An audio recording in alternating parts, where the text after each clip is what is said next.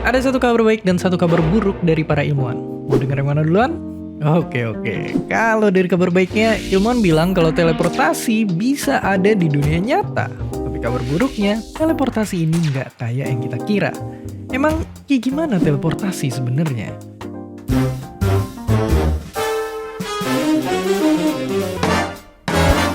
Jadi, teleportasi yang dimaksud bukanlah pindah tempat secepat kilat kayak yang dilakuin jagoan kita ini, tapi teleportasi ini bisa kejadian di dunia kuantum.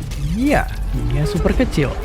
Buat maminnya, coba anggap ada dua mesin fotokopi super canggih yang bisa nyalin informasi makanan kesukaan kita ini. Di mesin yang satu, dia akan nge-scan informasi si bola daging dan dikirim ke mesin lain. Waktu informasinya nyampe, mesin itu akan ngebentuk makanan yang sama dari informasi tadi secara instan. Ya, jadi kayak ngehilangin suatu benda dan bikin cloningannya di tempat yang berbeda. Kira-kira itulah teleportasi yang dimaksud. Walaupun sebenarnya nggak segampang itu juga buat teleportasi bisa beneran kejadian. Kenapa bisa begitu? Jadi dalam dunia kuantum, informasi yang di-scan itu ibarat kita ngebaca data diri suatu partikel.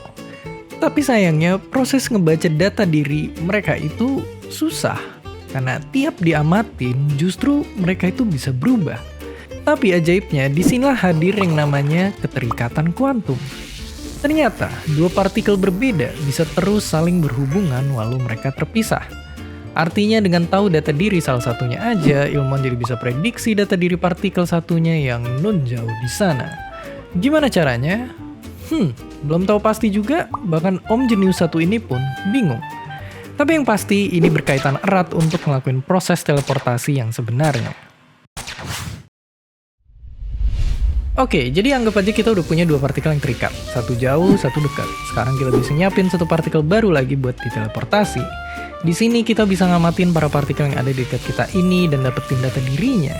Nah, hasil pengamatan ini bisa kita kirim ke partikel yang jauh dan ya, partikel yang jauh ini jadi bisa punya data diri persis sama kayak yang ada di dekat kita tadi. Dengan kata lain, teleportasi udah terjadi. Ya, kedengarannya emang gila. Awalnya ilmuwan berhasil teleportasi partikel sejauh 0,5 meter, lalu bisa hampir 100 meter, dan terakhir udah berhasil teleportasi ribuan kilometer jauhnya hampir setara jarak dari Jakarta ke Padang.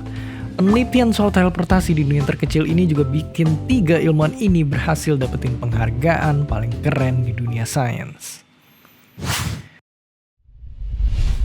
Ya, teleportasi ternyata bukan pindah nembus ruang dan waktu. Dan kalau teleportasiin satu partikel aja udah super susah, apalagi manusia.